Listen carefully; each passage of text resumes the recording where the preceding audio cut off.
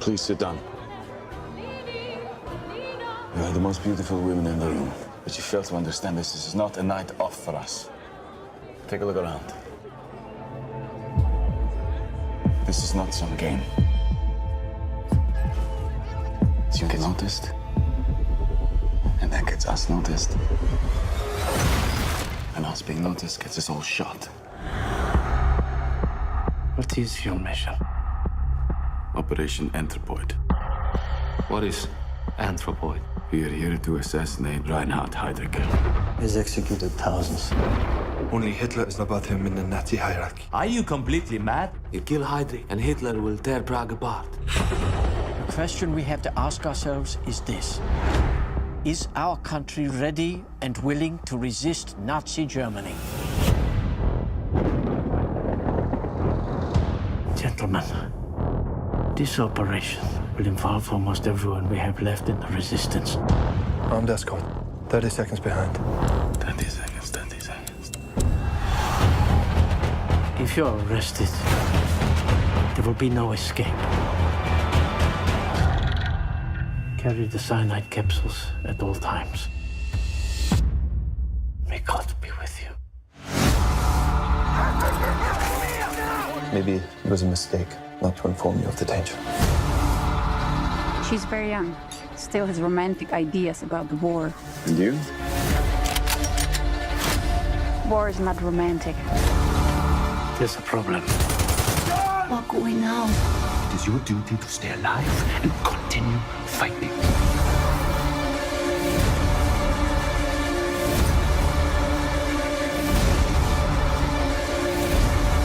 If we fail, I fear freedom will be wiped from the map.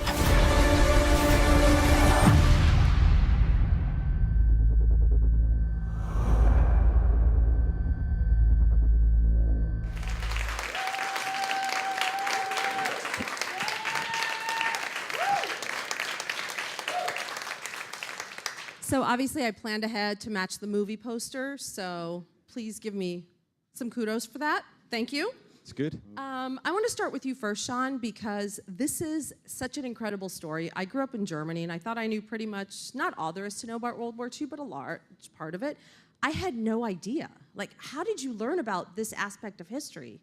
I saw a documentary in 2001, and I was like you. I hadn't heard the story, and I was, wow, this is amazing. And it felt like a movie for me when I saw it. And I started to research it, and I slowly uncovered a massive amount of historical artifacts of this story, and from there sort of decided, I thought this has got to be a film, and it's very well known in the Czech Republic, but not many people outside of the Czech Republic know about the story. How did you go about researching it? I did a lot of pilgrim trips there to the church, the real church, and the museum, and we got involved with the Ministry of Defence, and they've got a lot of the original clothing that the men wore, and it's because the Gestapo were actually going to open a museum, to sort of dedicate the facts that they'd found these assassins of Heydrich, and they were going to make a museum. So they had a massive amount of document collected, and obviously when the war ended, that all went to the Ministry of Defence in the Czechoslovakia at the time.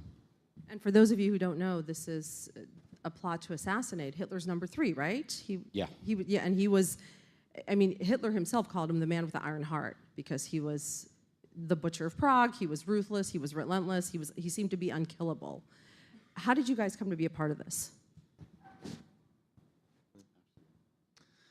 I got sent the script by my agent. I'd never heard the story before. I think my Second World War history in general isn't probably up to scratch, but I certainly didn't know about this specific piece of it.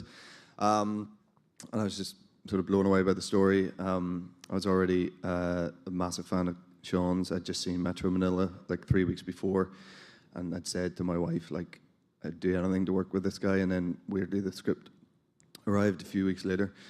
And Cillian was already attached at the time, and that was appealing. It's a huge bonus for him. Well, Cillian, what about this spoke to you? It was this, very similar reaction to Jamie's. Yeah, I read the script and it was so compelling, and the fact that it actually happened. And again, I wasn't familiar with the actual story, but I think as actors, you get attracted to stories that are kind of. It's a David and Goliath kind of story, and then when you make a film like this, you have a big sense of responsibility because these guys actually existed, they lived and died, and their families are still in Prague, and they all came to see the film when it premiered in Prague. So it's you feel the kind of weight of history when you make a film like this, but then it has to be in the hands of a filmmaker that can carry it off. And like Jamie, I'd seen Metro Manila, Sean's film before this, and I was absolutely knocked out by it. And so I just wanted to be involved. And when you say that you have a sense of responsibility, I can imagine it's a pretty massive sense of responsibility. How do you fulfill that? You do your best. Obviously, you do your due diligence and you do all the research that you can. But ultimately, the script becomes the document that you have to rely on, and we're not making a documentary. We're making a piece of, a film, a piece of fiction, and so you have license, and but the responsibility. Just every time, I suppose when we shot like in the actual sites in Prague, and it kind of it weighs heavily on you. Obviously, you can't carry it around all the time because you're making a piece of entertainment, but it does weigh heavily. And did you guys meet with the families before shooting? Not before, no. They sort of found me afterwards, actually, after they'd seen the film. I've actually just only really met them. But a lot of my research was taken from interviews of the survivors of the certain events that had happened. And especially through the sort of 70s, there was a time when there was a lot of journalistic reporting going on because I think there was a lot of guilt as well after the war, and so that the story kind of got hidden a little bit because there's that question, is assassination the right thing to do, and I think a lot of people just didn't, especially the fact that after the war, Czechoslovakia was sort of handed over to the Russians, and the Russians sort of, they were controlling. They didn't want to sort of make that story. They didn't want to get behind that story. They kind of wanted to squash that story because it was kind of a little bit against their sort of regime at the time, the sort of what was going on. So it was only in the sort of 70s and 80s where it started to really come out again. Do you guys think that it was worth it? I mean, the backlash was immense. Yeah, that question is posed from quite an early stage. I first read the script, I thought about that a lot, but I think if Heydrich had stuck around and he hadn't been killed, I think what he had planned for Czechoslovakia at the time would have been far worse than the reprisals that took place as a result of it. But don't you think it happened anyway? Sorry? He came up with the final solution, right? Yeah, that was his. Yeah, that was his. He was the mastermind of the final solution. So, for us, I always say this, that to go to work every day and be, try to inhabit a character who his mission is to kill someone who was that sort of heinous and that evil, was all the sort of motivation you needed every day to go to work, I feel. How did you guys approach playing these characters, given that there are real-life figures, there's a lot of historical documentation of what happened?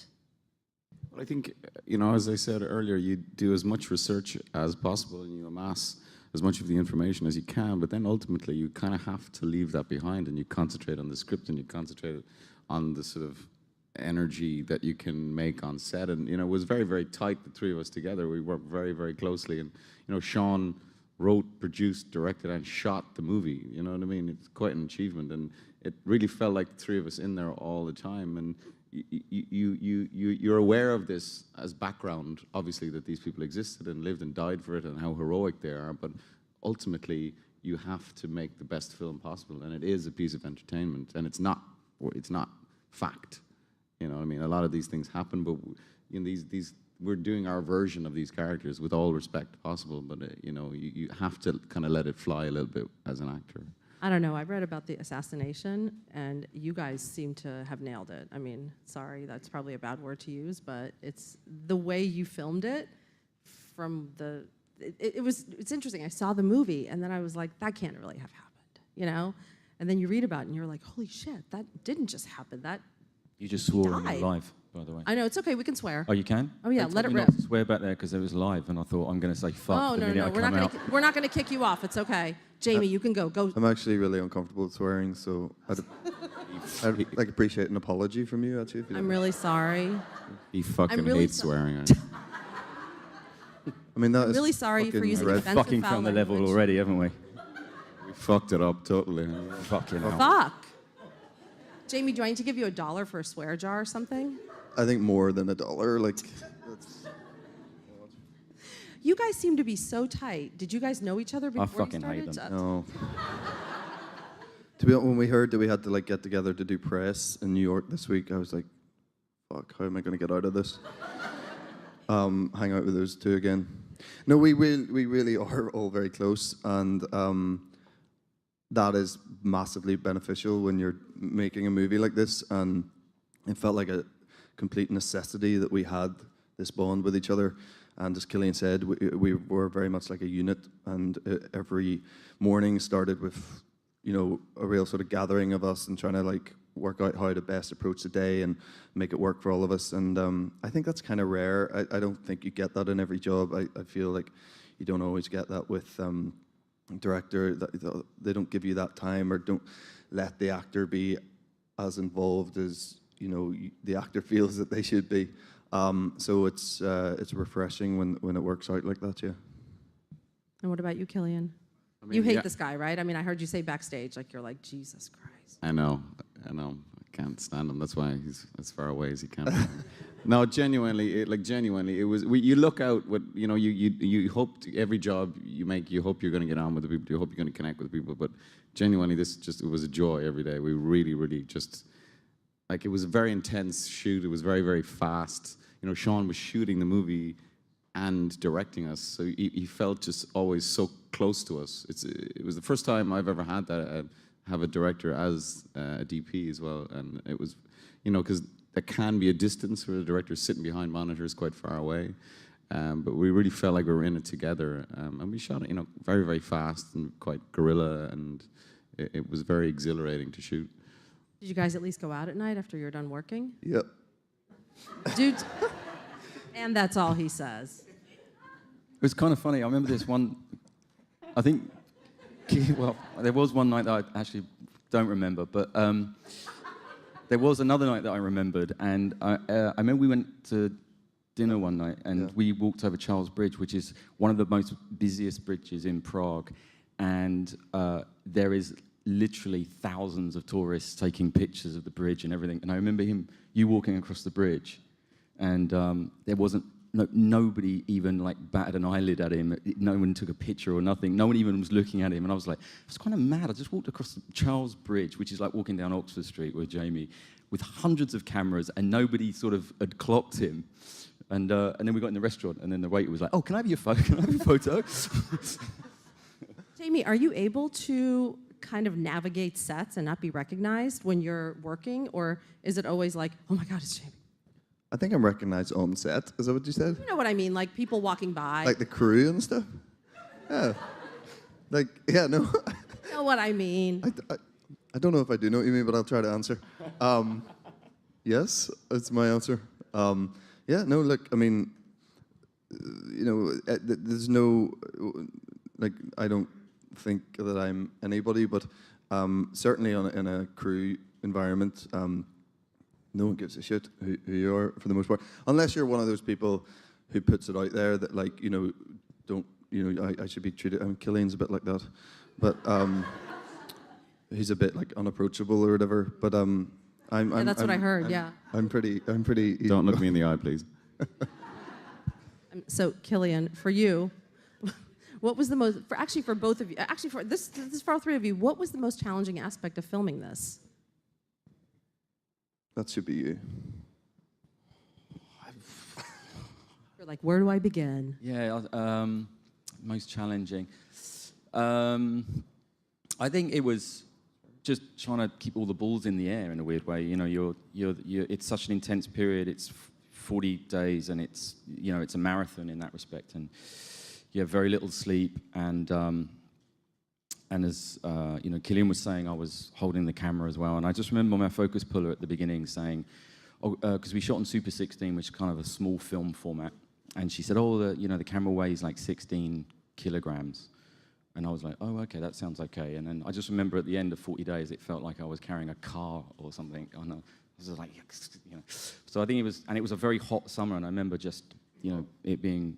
I remember we were in the studio, and they didn't have air conditioning, and it was so hot that the rubber was melting off the wiring of the lighting. And we had to shut down production and get these air conditioning units in from Germany. And even these air conditioning units had to be sprinkled with water to keep them cool, because it was incredibly, you know. And I remember that first day in the church, and we just ground to a halt. It was like, we were looking at the rushes the next day, and everybody was bright red. And I was like, well, we can't use that footage. So. What about for you guys as actors? I mean, I guess the biggest challenge was something we touched on earlier before, and Cillian was saying, you know, we're playing real characters, and you know, as much as we are bending parts of the truth here and there to make it a better film-going experience, we're still very aware that this, you know, happened, and these people lost their lives to this in this horrific way, and you do feel a bit of an obligation to be respectful to it and honor it in the right way. So I guess you carried that with you every day, and that was a challenge. But yeah, I mean, actually, I'll jump on what Sean's saying as well, like the heat. We were in Prague in the height of summer, July, August, and much of the movie set in the turn of the year, you know, January, February, and we're running around in like three-piece wool suits and big wool overcoats. And like, I'm not saying like people, there's way harder ways to make a living, but it was pretty brutal.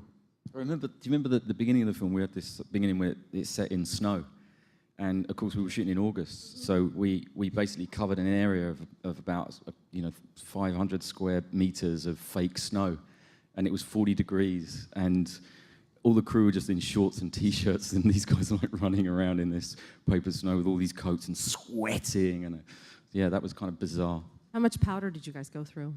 Face powder.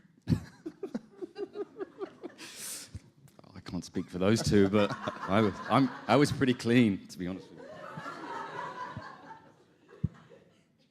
Now you are in Dunkirk, and footage was just released. What was production on that like? You've worked. I actually want to know about Christopher Nolan, because you've worked with him quite a bit. Yeah, we're still shooting. It's been a great experience, you know, and I mean, absolutely coincidentally, it's another Second World War story, you know. But it's just an amazing story, and you know, he's obviously an exceptional director, and I'm very lucky to have worked with him a few times and thoroughly enjoying this one. Yeah. And Jamie, you're in. I turned down Dunkirk, just to put that out there. I turned it down. You're in whole movie. You're in a pretty big franchise. Every part of the movie. You're in a pretty big franchise outside of this. How do you choose your roles? I think you've just got to sort of follow your heart, and you know, I think it's good to mix it up. I don't, with all the greatest respect to action stars and stuff, I just couldn't do the same shit every day. Like, I couldn't just be kung fuing guys in the face every day.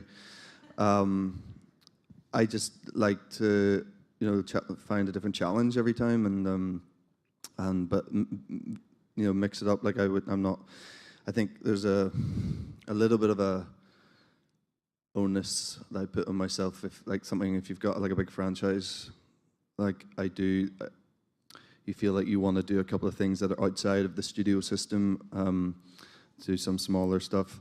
I personally get a lot more enjoyment out of shooting movies that don't have very big budgets, because I believe that everybody works harder, and they just graft more, and you have to make it work, and you can't be lazy, and you can't rely on the studio helping you out if you go over budget, or you know, all that stuff that protection you have when you're doing a studio movie. I find it far more interesting when you're up against it a bit. And now looking back on this experience, what did each of you take away from it? Well, it was very humbling, to make this film, to shoot it in Prague, to shoot it with a Czech crew, to have, Czech actors in the movie who are all amazing, and I just hope that we've done justice to the story and that we made a compelling piece of cinema, and I really think Sean has to take credit for that, because it is, I've seen the movie, it's very exhilarating. That's probably not the right word, but like certainly it kind of transports you, and then to actually think that these people did these things, that these people were that heroic and that brave and that selfless, is quite kind of humbling, so I hope we did justice to those. It is really, like, when you think about these two guys took down, I mean, regardless of what followed and the repercussions, they took down someone who was deemed untouchable. And it changed the course of the Second World War, it really did. I mean, it definitely changed the view of them as a country and where they stood. Because after that, Churchill made the Munich Agreement null and void and counted Czechoslovakia as an ally. And I think that was, for two men to actually turn that opinion around and bring the country onto the right side of the war. Because unfortunately, it was the Allies that gave Czechoslovakia away in the first place to avoid war.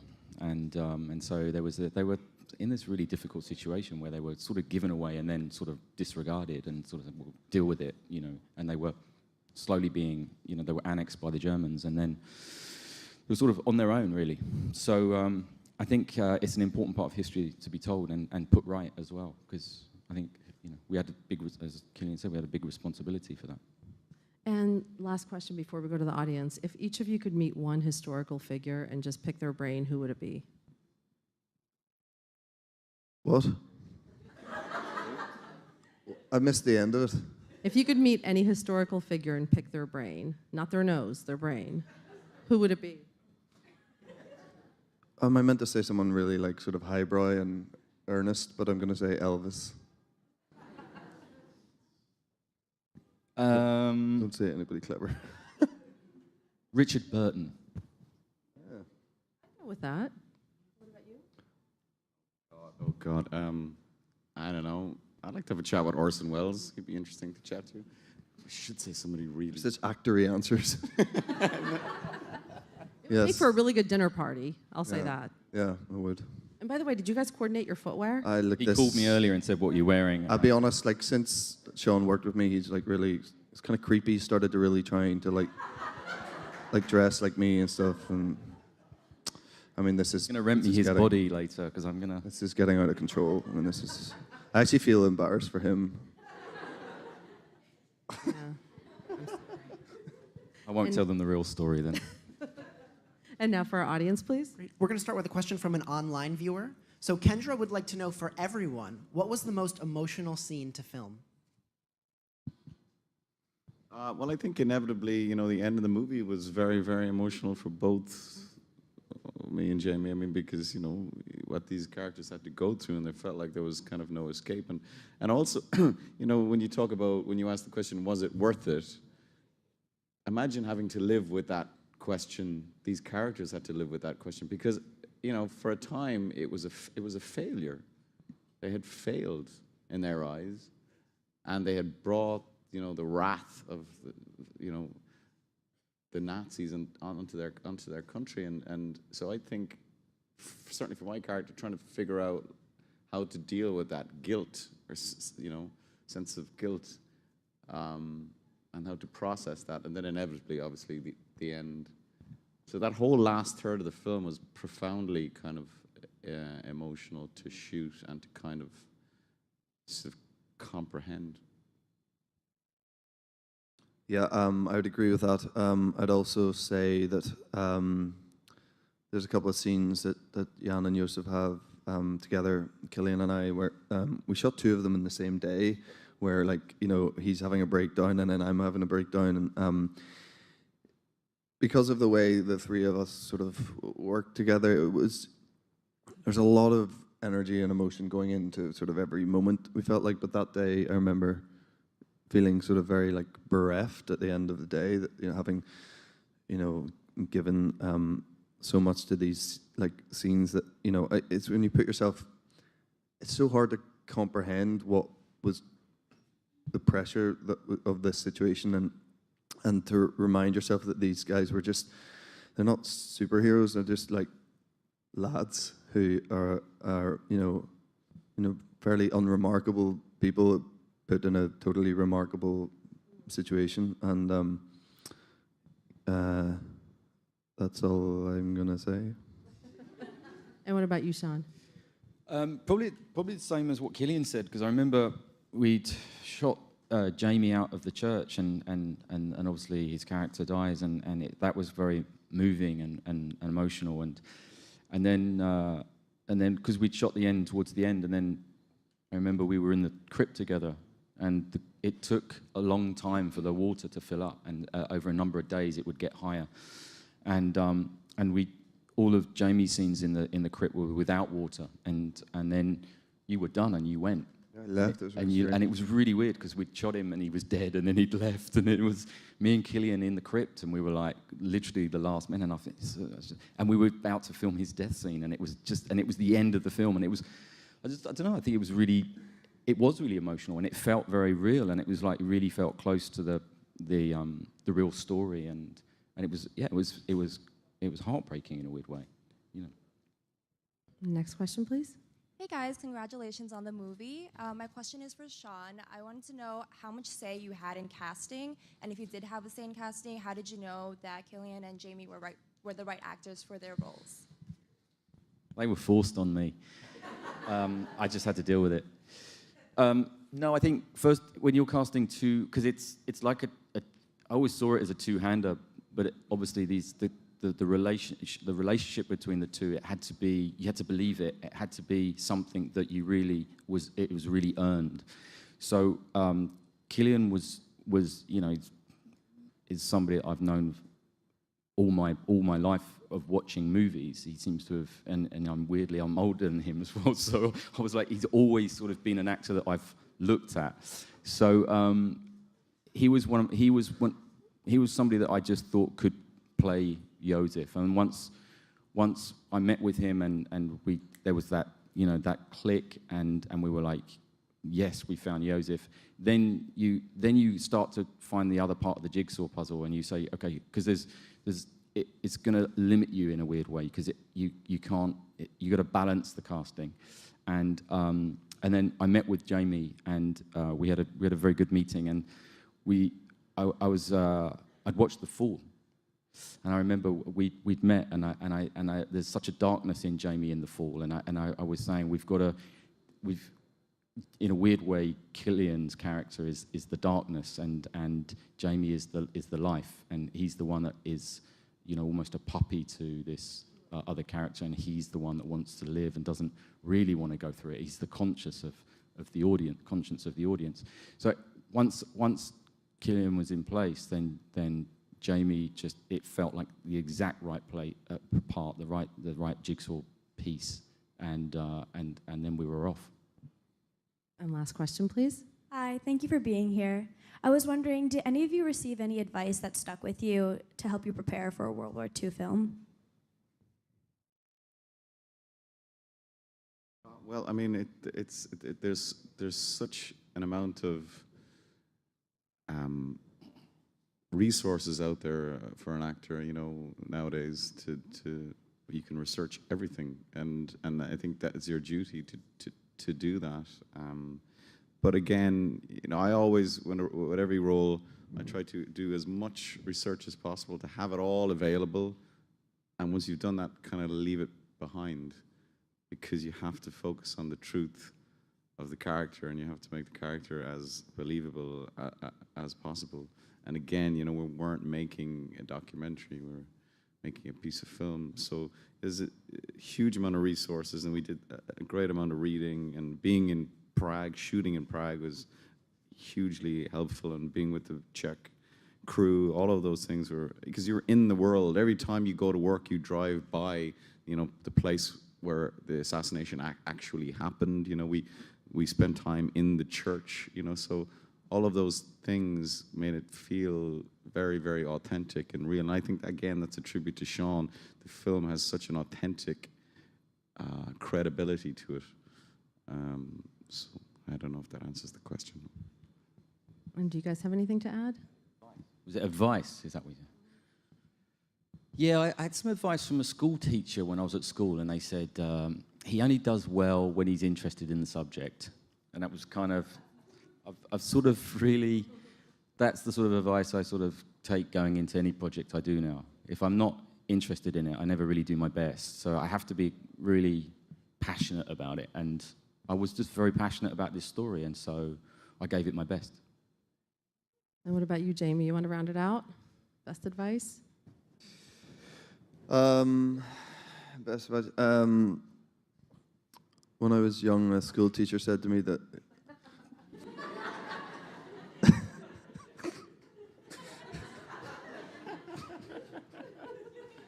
no, I think I'm done. And is that what the teacher said? They said you're done. They said you're the finished article. We can't teach you anything else. And they just set me on my way into the world and said you'll be fine. go forth and make good movies. Prosper. Yeah. And when does this open? August 12th. Great. Thank you so much for being here. Everyone see this movie.